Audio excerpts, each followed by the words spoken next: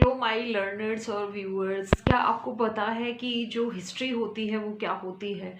तो जब हम किसी पास्ट को जानते हैं, जब हम किसी पास्ट से नॉलेज गेन करते हैं, that is called the history. And अगर हम हिस्ट्री को डिवाइड करें तो हिस्टोरियंस हैं, उन्होंने हिस्ट्री को कितने पार्ट्स में डिवाइड किया है।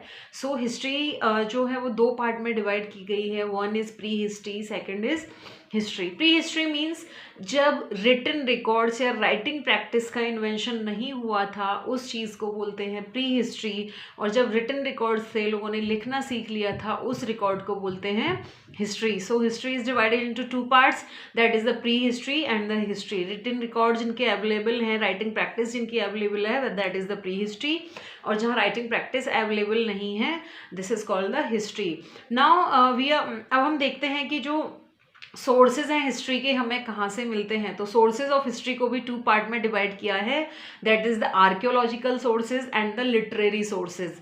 आर्कियोलॉजिकल सोर्सेज वो सोर्स होते हैं जो डायरेक्ट एविडेंस होते हैं, जिनको चेंज नहीं कर सकते। डायरेक्ट एविडेंस जैसे कि मॉन्यूमेंट हो गए, ताजमहल, लाल किला, कॉइन्स हो गए, डिफरेंट टाइप के कॉइन्स, आर्टिफैक्ट्स हो गए, that was the archaeological sources. और जो लिटरेरी सोर्सेज होते हैं, जब कोई चीज़ हमें पास्ट के बारे में रिटन फॉर्म में मिलती है, that is known as the literary sources. So literary sources को फाइनली टू पार्ट्स में डिवाइड किया है। One is secular sources, another is religious sources.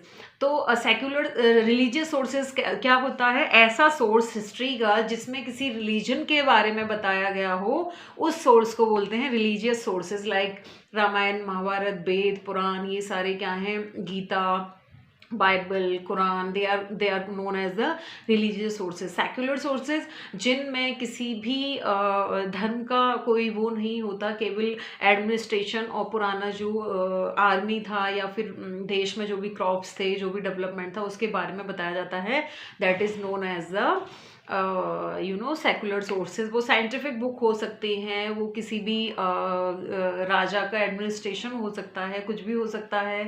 तो thank you so much learners, video को देखने के लिए थैंक यू सो मच।